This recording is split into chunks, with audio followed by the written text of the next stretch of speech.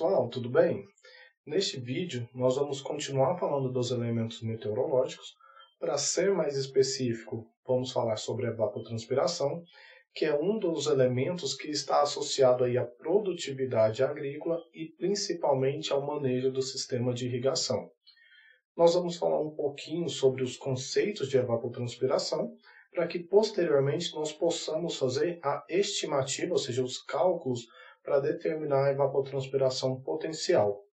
Então vamos lá, falar um pouquinho sobre a evapotranspiração? Então a primeira coisa que nós temos que associar sobre a evapotranspiração é a sua definição.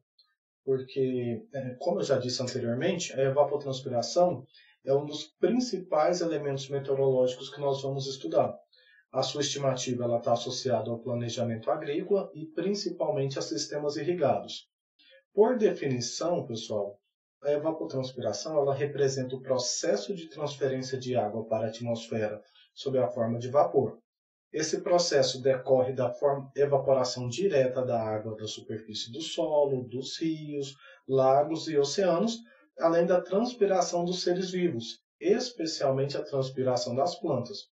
Isso porque quase que toda a totalidade da água absorvida pelas raízes das plantas, elas normalmente evaporam-se na parte aérea, ou seja, o termo que a gente chama aí de evapotranspiração, ele na verdade descreve o processo simultâneo de transferência da água para a atmosfera do sistema solo-planta. Então é o processo tanto de evaporação quanto o processo de transpiração. Do ponto de vista de importância agronômica desse elemento, a taxa de evapotranspiração é de grande importância para a agricultura, ou seja, a estimativa de evapotranspiração é uma informação relevante, aí, principalmente em sistemas irrigados. Então, quando a gente determina a necessidade de água das culturas agrícolas e o manejo desses sistemas de irrigação, isso está associado a este elemento meteorológico.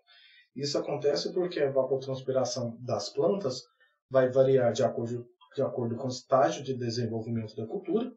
Normalmente ali, e claro que isso é um pouco variável, mas normalmente a evapotranspiração ela é máxima no início da floração. E por isso, por essa importância deste elemento aí, tanto no manejo de sistemas quanto na determinação da quantidade de água, a estimativa da evapotranspiração deve ser feita com bastante critério, para evitar erros na reposição de água para as nossas culturas.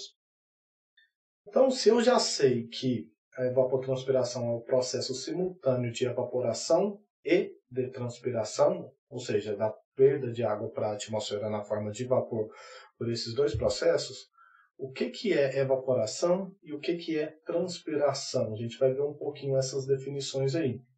Só ilustrando para vocês, antes de falar da definição, a importância da evapotranspiração na agricultura. É uma informação recorrente que todo mundo normalmente fala-se aí, da água ser um recurso escasso.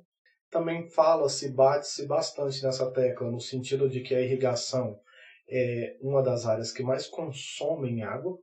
E a evapotranspiração ela é importante justamente para que tenha-se um uso racional da água na agricultura em termos de sistemas irrigados, porque um bom manejo depende de uma boa estimativa da evapotranspiração. Nossas definições. A evaporação é bem simples de ser entendido, A evaporação é um processo físico em que um líquido passa para o estado gasoso, ou seja, na forma de vapor, onde o vapor de água presente na atmosfera ele é oriundo de lagos, de rios, de oceanos, do solo, da vegetação, da evaporação do orvalho e da chuva interceptada pela superfície. Entretanto, a taxa de evaporação, pessoal, vai depender de inúmeros fatores, tais como a disponibilidade de radiação solar global, os ventos, o tipo de solo, a cobertura vegetal, a disponibilidade de água no solo, entre tantos outros fatores que podem interferir na taxa de evaporação. Já a transpiração é o processo de perda de água na forma de vapor para as plantas, das plantas, na verdade, A transpiração ocorre predominantemente nas folhas, isso porque as plantas, através de suas raízes, retiram do solo a água para suas atividades vitais. No entanto, parte dessa água é transferida para a atmosfera na forma de vapor na superfície das folhas, denominando esse processo que nós chamamos de transpiração. A transpiração, essa figurinha é interessante que a gente consegue ver o processo de transpiração. Então, nesse processo, para a planta retirar nutrientes do solo, a planta vai necessitar absorver uma grande quantidade de água. No entanto, menos de 2% em média da água absorvida pela planta vai ser utilizada para que ela atenda às suas necessidades fisiológicas, fazendo com que todo o restante dessa água absorvida seja transpirado. No processo de transpiração, a água evapora para os espaços intracelulares das plantas. Desses espaços ocorre a difusão e o vapor da água se transfere para a atmosfera através dos estômatos. Nós já sabemos que os estômatos eles atuam como reguladores da taxa de transpiração, e na maioria dos vegetais, normalmente os estômatos permanecem abertos durante o dia e fechados durante a noite. No entanto, é importante frisar com vocês que esses estômatos eles também ficam fechados em situações de estresse hídrico. E aí por isso que é um processo tão importante essa estimativa da evapotranspiração. No que diz respeito aos fatores que determinam a evapotranspiração, os fatores determinantes, nós temos aí os fatores climáticos, nós temos aí os fatores de planta e temos aí os fatores de manejo de solo. Com relação aos fatores climáticos, pessoal, nós temos a radiação líquida, temperatura, umidade relativa do ar e vento como principais fatores. Radiação líquida ela é a principal fonte de energia no processo de evapotranspiração. Entretanto, essa variável ela é função da radiação solar incidente e do albedo da vegetação.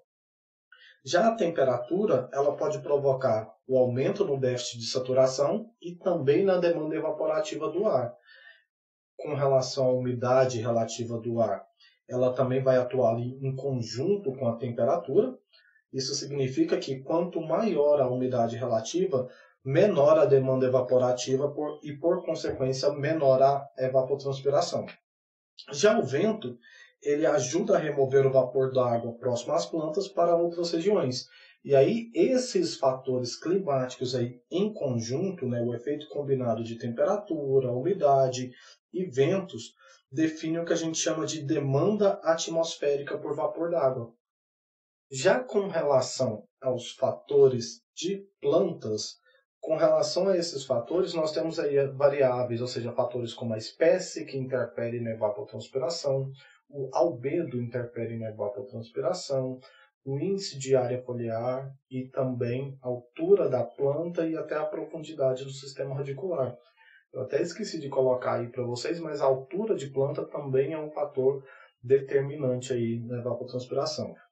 Com relação à espécie, pessoal, a arquitetura foliar, a resistência interna da planta, ao transporte de água e outros tantos aspectos morfológicos da minha planta vai influenciar de maneira direta na taxa de evapotranspiração. Com relação ao albedo ele corresponde à quantidade de radiação solar que é refletida por um corpo ou por uma superfície.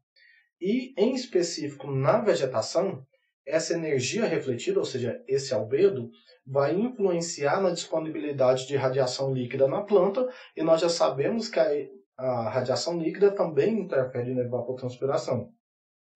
Com relação ao albedo, normalmente, quanto mais escura for a vegetação, menor será o albedo e, por consequência, maior a radiação líquida. O albedo é um fator tão importante porque uma das formas de estimativa de evapotranspiração levam em consideração o albedo no seu cálculo, porque realmente interfere de forma direta, de forma determinante na evapotranspiração. Com relação ao índice de área foliar, quanto maior for a área foliar, maior vai ser a superfície transpirante. Por consequência, maior vai ser o potencial da planta para o uso da água. E com relação à profundidade do sistema radicular, os sistemas radiculares mais superficiais, normalmente eles exploram menor volume de solo, por consequência, deixa as plantas mais suscetíveis no período de estiagem.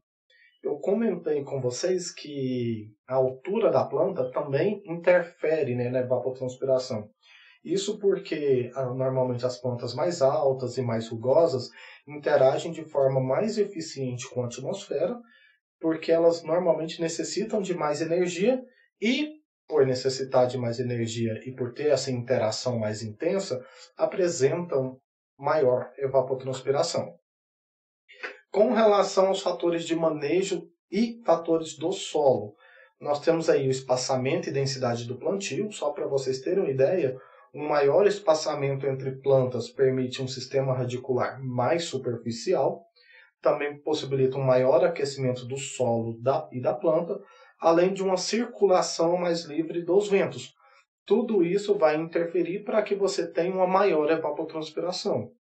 A orientação do plantio, nós até comentamos isso quando nós falamos lá sobre os ventos. E com relação aos ventos e orientação de plantios, normalmente recomenda-se ali o uso de quebra-ventos em regiões de ventos constantes, uma vez que culturas que são orientadas perpendicularmente à direção dos ventos predominantes tendem a extrair mais energia do ar, e aí também influenciando na evapotranspiração. Com relação à capacidade de armazenamento de água no solo, os solos mais argilosos eles tendem a ter maior capacidade de armazenamento de águas e, por consequência, eles são capazes de manter uma taxa de evapotranspiração por períodos mais prolongados. Isso, claro, quando comparado aí com solos arenosos. E com relação a impedimentos físicos e químicos ao sistema radicular, esses impedimentos normalmente limitam o desenvolvimento do sistema radicular e fazem com que a planta explore menor volume de água no solo. Então, são aí os principais fatores que vão interferir na evapotranspiração. Com relação ao nosso estudo da evapotranspiração em si, pessoal, a evapotranspiração ela se dá de 4 diferentes formas, que é a evapotranspiração potencial ou de referência, é a evapotranspiração real, é a evapotranspiração de culturas e a evapotranspiração de oásis. A primeira, evapotranspiração potencial ou evapotranspiração de referência, é a mesma coisa, os dois termos aí. Tanto que vocês vão encontrar na literatura, ambos os termos vai se referindo ao mesmo tipo de evapotranspiração. É o que nós vamos aprender a fazer a estimativa. Na evapotranspiração potencial, ela é definida como uma evapotranspiração de uma cultura bem adaptada às condições locais, crescendo sob condições específicas, né, condições meteorológicas específicas, na verdade. Normalmente tem ali uma bordadura adequada e condições hídricas ótimas para o desenvolvimento da cultura. Ou seja, seria uma condição ideal para ocorrer a evapotranspiração. Normalmente, né, nós adotamos ali como cobertura de vegetação a grama, e a grama está uma altura, né, uma determinada altura padrão ali, e como a grama é adotada como vegetação de referência, e tem que se ter, teoricamente, a grama em uma fase de crescimento ativo, altura uniforme, teor de água no solo próximo ou na capacidade de campo, essa condição é uma condição teórica. Então, a evapotranspiração potencial ou evapotranspiração de referência é uma evapotranspiração teórica. Isso porque essa situação ela é uma situação que raramente ocorre, uma vez que nem sempre a cultura vai estar lá em condições favoráveis ou não vai estar, a grama não vai estar lá em pleno estágio de desenvolvimento. E como a gente sabe que tem essas oscilações de estágio de desenvolvimento, de condições, na verdade a evapotranspiração é a evapotranspiração real, ou seja, em que ela ocorre em qualquer circunstância, independentemente do tipo e das condições da cultura, da dimensão da área ou da umidade do solo. Normalmente a evapotranspiração real é menor ou igual à evapotranspiração potencial. Então, nós estimamos uma situação teórica, ou seja, hipotética, que é a potencial, e depois fazemos os devidos ajustes aí para a situação real, principalmente lá nos cálculos de balanço hídrico. Nós temos aí a evapotranspiração de cultura ou da cultura. que é o nosso interesse aqui, né? A evapotranspiração da cultura corresponde à quantidade de água consumida por uma cultura sem restrições hídricas e em qualquer fase de desenvolvimento. O conhecimento da evapotranspiração da cultura é de fundamental importância em projetos de irrigação, como nós já comentamos anteriormente. Isso porque o conhecimento da evapotranspiração da cultura, ou ETC, né, como ela é conhecida, representa a quantidade de água que deve ser reposta no solo para manter a minha cultura manter o crescimento e desenvolvimento da minha cultura, na verdade, em condições ideais. Basicamente, vocês estão vendo a formulazinha aí embaixo, a evapotranspiração da cultura ela é dada em função da evapotranspiração de referência e do coeficiente de cultura, esse Kc aí. O Kc ele apresenta valores variáveis conforme a cultura e com o seu período de desenvolvimento. Já a evapotranspiração de oásis, na verdade também conhecido aí como efeito de oásis, é a evapotranspiração que ocorre de uma área vegetada e úmida, normalmente uma área irrigada, em que em sua volta, ou seja, ao seu redor, tem lá uma área não vegetada, normalmente uma área seca e de solo descoberto. Nessa situação, as plantas dentro da minha área irrigada, elas recebem energia solar diretamente, né, de forma direta, além de receber a massa de ar quente e com baixa umidade proveniente ali das áreas descobertas. E aí ocorre o chamado efeito de oásis, em que a evapotranspiração ela é mais intensa em locais que acontecem esse fenômeno. Uma área vegetada e irrigada, normalmente mais úmida, né, circundada, ou seja, em volta dela uma área de solo exposto, e aí você tem uma maior intensidade de evapotranspiração, chamado aí de evapotranspiração de oásis ou simplesmente efeito de oásis, certo? Então, pessoal, aqui as definições, né, para vocês, em que cada uma dessas que nós falamos, evapotranspiração real, nós temos aí evapotranspiração potencial, nós temos aí a evapotranspiração da cultura e nós temos aí evapotranspiração de oásis. Eu acho que ficou trocado aqui, né? Esse primeiro aqui é evapotranspiração potencial, tá, pessoal? Desconsiderem, por favor, aí o título, porque senão depois vocês confundem. A segunda é evapotranspiração real. E aí, para fechar, nós vamos estudar nos próximos vídeos um pouquinho sobre os métodos para a estimativa de evapotranspiração. Nós temos aí métodos diretos, com o uso de lisímetros você consegue determinar a evapotranspiração, porém nós temos aí os métodos indiretos, a partir de tanques evaporímetros, né, como o tanque classe A, por exemplo, e a partir de equações, que é o método mais utilizado, inclusive até tem-se aí o método padrão e recomendado pela FAO.